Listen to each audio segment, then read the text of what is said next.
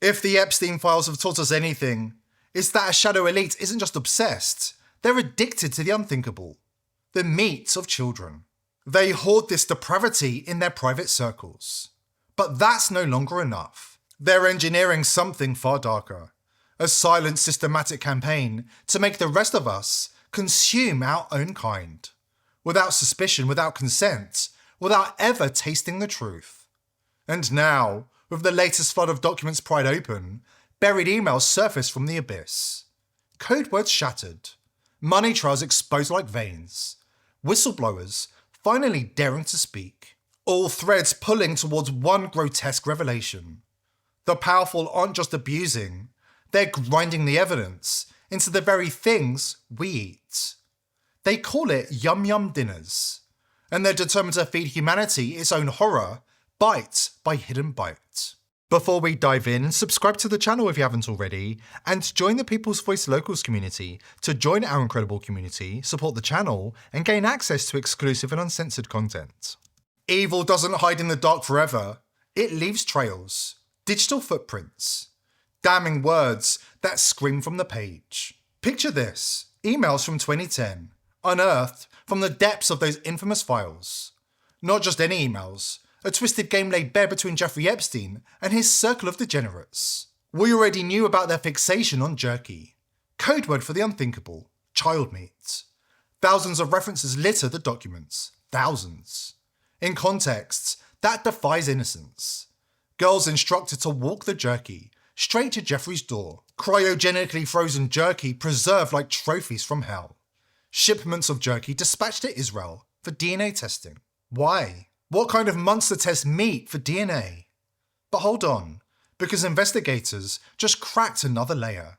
A fresh code word, woven through the files like poison in a vein. Yum Yum Parties. Take this 2010 email chain, innocently titled Last Night. Epstein and Hollywood insider Peggy Siegel, batting messages back and forth. She tells him it was great to see him, and that he looked sensational for a free Jew. That's right. She was messaging him just after his prison sentence, advising him how to reintegrate into society as a convicted paedophile. But here is where the emails get even darker.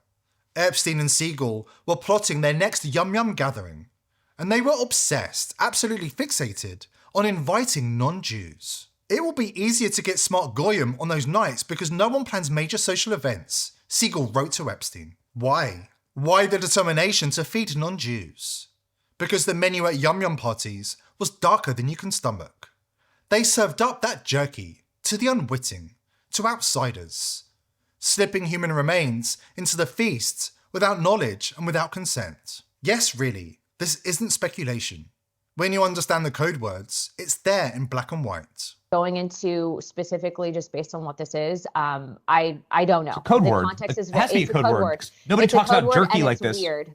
Yeah, it's a code word and it's weird, but either which way, We have beef jerky in the studio, okay? So, like, you know, Klein and I know, I've never spoken to my team or anything. There's no correspondence to me talking about jerky this obsessively. There's hundreds of emails about jerky. It's a code specific. word, and some of those emails were sent by women.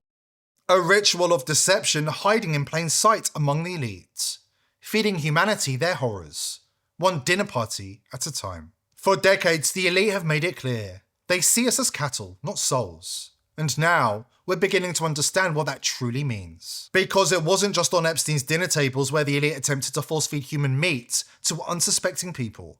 There's a push to turn all of us into involuntary cannibals.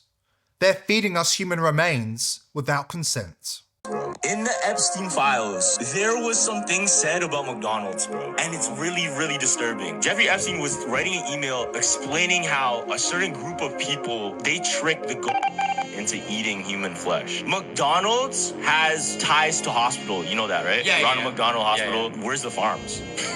That's a good question. They did the math. There's like the amount of burgers that McDonald's produces, there's not enough cow. So where does it come from? The meat that's in... No. Yeah. No. Yeah, so, Gavin. no, I just got it. If they have like connects to a hospital. But obviously this is just all alleged. Wait. But it's in the Epstein That files. was in the files? That was in the files? Epstein files. It isn't just dangerous and grotesque, it's calculated descent into barbarism, one meal at a time. Now they've taken the next step. And they're pumping human remains and feces into our food and water supplies.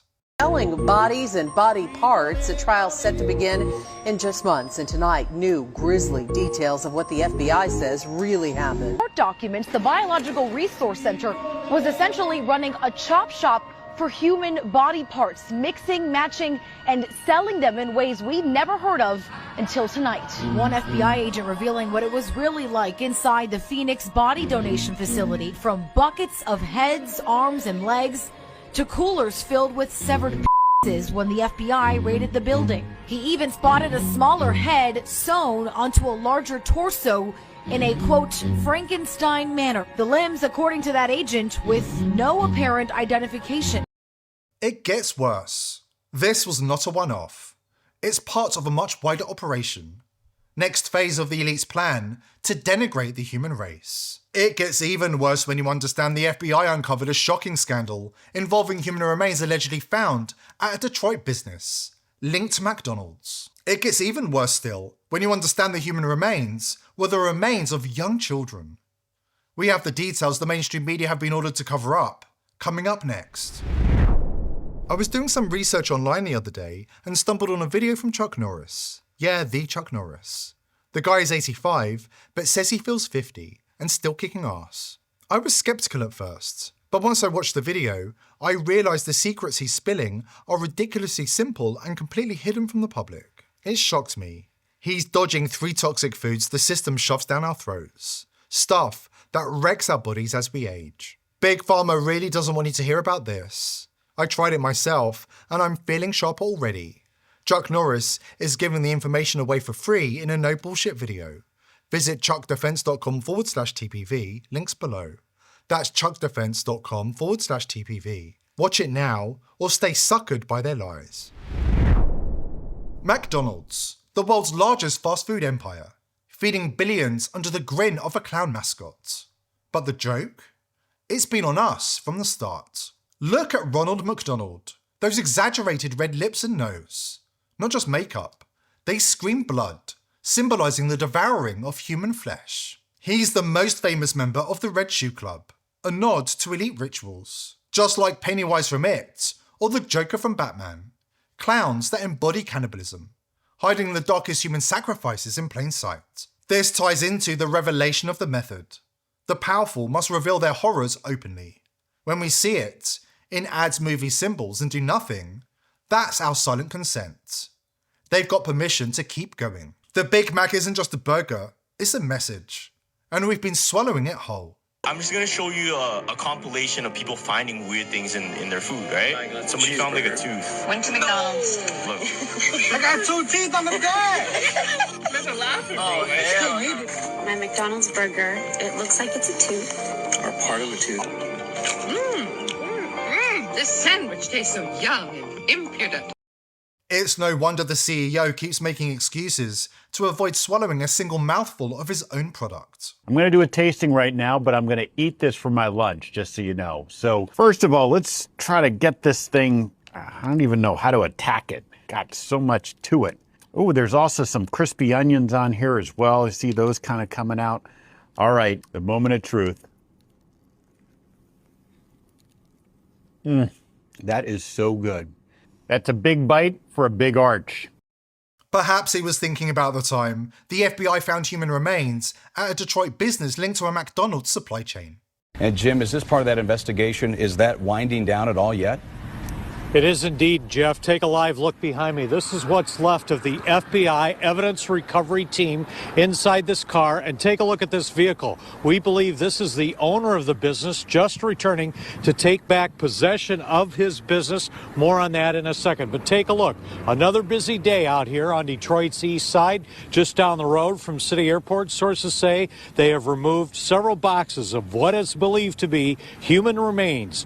Sources say many people. This was a big operation. And get this, inside this business, a saw used to cut up bodies, it is believed. All taken away as evidence to the Wayne County Medical Examiner's Office, where it will be tested. Are we just at the tip of the iceberg on this investigation, you think? Could very well, and we're not clear on how long it's going to take to do the testing of what is believed human remains. But get this, you had a death in your family, you thought there was a burial or a cremation, and then you find out the body ended up here. Shocking, to say the least. Certainly so. A lot of questions remain tonight, Jim. Thank you. Where did the bodies come from? 20 years ago, Rabbi Finkelstein of New York admitted distributing children's bodies to McDonald's. And, I know you know because I've heard it on your show before. I mean, we steal 100 to 300,000 children a year just here in this country. And we drain the blood and we mix it with the Passover bread. And then we throw the bodies into the slaughterhouses that we own. And we grind up all the bodies in the sausage and the hamburger. McDonald's is one of our favorite outlets. And the people, they eat it for breakfast. They eat their children for lunch. And, us Jews, we gotta do what we do. The most important thing to remember between you, Pastor Wickstrom, and me, Rabbi A.B. Finkelstein of New York, that we both have two fathers, and so that's why we look at the world in two different ways. And we know that there's a massive collision that's going to take place between two forces, don't we? Well, that's what your book says. Our book says that we're going to take over the world. Revelation of the method isn't a theory anymore, it's their final arrogance. They show us the horror in plain sight because they believe we're too weak, too distracted, too consenting to stop them. But the clock is ticking. The exposures are accelerating. The fall of the cabal has begun. And when the last curtain drops, when the full scope of what they've fed us, what they've done to our children, and what they're planning for our future is laid bare, there'll be no more implied consent, only reckoning. Until then, if you're researching dangerous topics, you've got to protect yourself. VPNs were supposed to be our shield, but the world's leading VPNs have been infiltrated and compromised from the inside. Did you know the WEF control Proton? No wonder they're selling out their customers to the feds. And Israel have infiltrated and compromised NordPIA, Surfshark, and countless others. If you're using these VPNs, cancel your subscription right now. You're under attack. In 2026, real protection exists. VP.net. Built from scratch in 2025 to be verifiable and unbreakable. Every connection is shielded by mathematically provable cryptography. No logs, no data, nothing for governments to seize. Check them out at vp.net/TPV.